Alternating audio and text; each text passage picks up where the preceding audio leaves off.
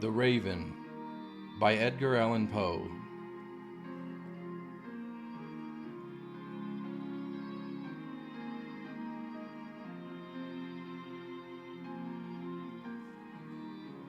Once upon a midnight dreary, while I pondered, weak and weary, over many a quaint and curious volume of forgotten lore, while I nodded, nearly napping, suddenly there came a tapping, as of someone gently rapping at my chamber door.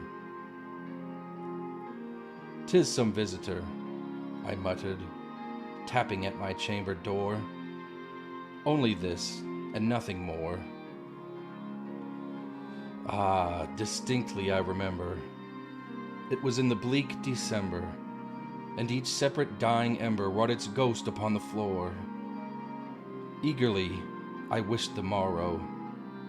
Vainly I had sought to borrow from my books surcease of sorrow, sorrow for the lost Lenore, for the rare and radiant maiden whom the angels name Lenore, nameless here forevermore. And the silken, sad, uncertain rustling of each purple curtain thrilled me, filled me with fantastic terrors never felt before, so that now, to still the beating of my heart, I stood repeating, "'Tis some visitor entreating entrance at my chamber door, some late visitor entreating entrance at my chamber door. This it is, and nothing more." Presently my soul grew stronger, hesitating then no longer. "Sir," said I, "or madam, truly your forgiveness I implore, but the fact is I was napping, and so gently you came rapping, and so faintly you came tapping at my chamber door, that I scarce was sure I heard you." Here I opened wide the door. Darkness there, and nothing more. Deep into that darkness peering, long I stood there wondering, fearing, doubting, dreaming dreams no mortal ever dared to dream before. But the silence was unbroken, and the stillness gave no token, and the only word there spoken was the whispered word, "Lenore?" This I whispered, and an echo murmured back the word, "Lenore." Merely this, and nothing more. Back into the chamber turning, all my soul within me burning, soon again I heard a tapping somewhat louder than before. "Surely," said I, "surely that is something at my window lattice. Let me see then what thereat is, and this mystery explore. Let my heart be still a moment, and this mystery explore. 'Tis the wind and nothing more." Open here I flung the shutter, when, with many a flirt and flutter, in there stepped a stately raven of the saintly days of yore. Not the least obeisance made he, not a minute stopped or stayed he, but with mien of lord or lady, perched above my chamber door, perched upon a bust of Pallas just above my chamber door, perched and sat, and nothing more. Then this ebony bird beguiling my sad fancy into smiling, by the grave and stern decorum of the countenance it wore. "Though thy crest be shorn and shaven, thou," I said, "art sure no craven, ghastly, grim, and ancient raven wandering from the nightly shore. Tell me what thy lordly name is on the night's Plutonian shore." Quoth the raven, "Nevermore." Much I marveled this ungainly fowl to hear discourse so plainly, though its answer little meaning, little relevancy bore. For we cannot help agreeing that no living human being ever yet was blessed with seeing bird above his chamber door, bird or beast upon the sculptured bust above his chamber door, with such a name as Nevermore.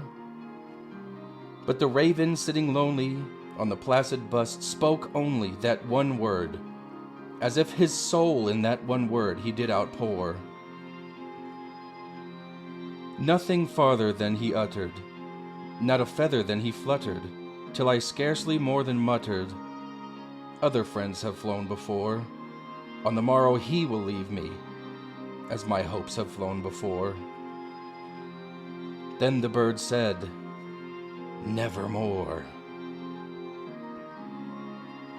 Startled at the stillness broken by replies so aptly spoken, Doubtless, said I, what it utters is its only stock and store, caught from some unhappy master, whom unmerciful disaster followed fast and followed faster, till his songs one burden bore, till the dirges of his hope that melancholy burden bore, of never, nevermore.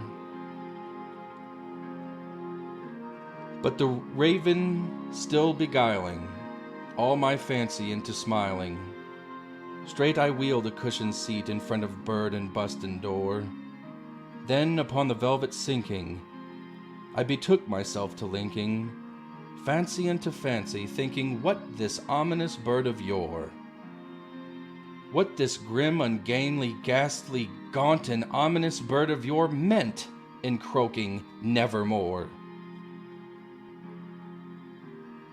This I sat engaged in guessing, but no syllable expressing to the fowl whose fiery eyes now burned into my bosom's core.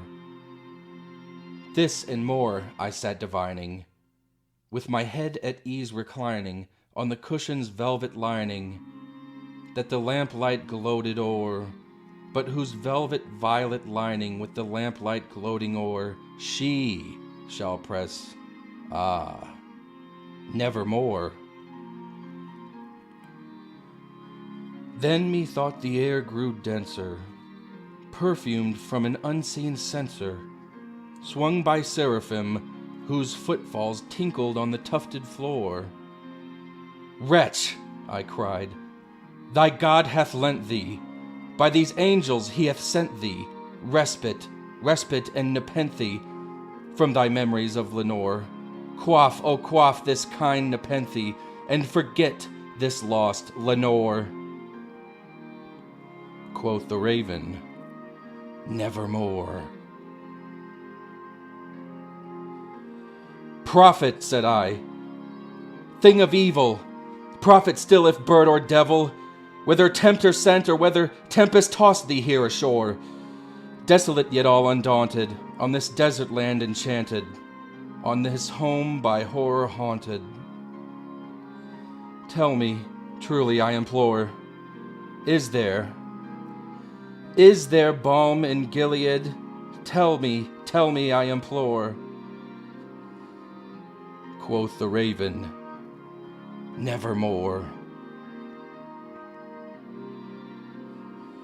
Prophet, said I, thing of evil, prophet still if bird or devil, by that heaven that bends above us, by that God we both adore, tell this soul with sorrow laden, if, within the distant Aidenn, it shall clasp a sainted maiden, whom the angels name Lenore. Clasp a rare and radiant maiden, whom the angels name Lenore. Quoth the raven, Nevermore.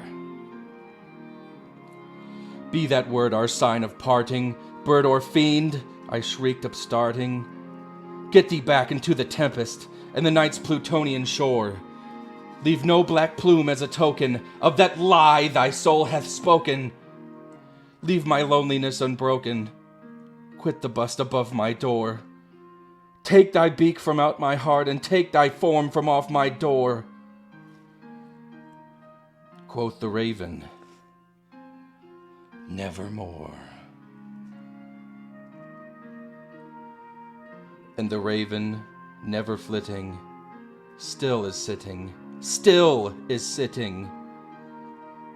on the pallid bust of Pallas, just above my chamber door. And his eyes have all the seeming of a demon's that is dreaming, and the lamplight o'er him streaming throws his shadow on the floor. And my soul, from out that shadow that lies floating on the floor, shall be lifted nevermore.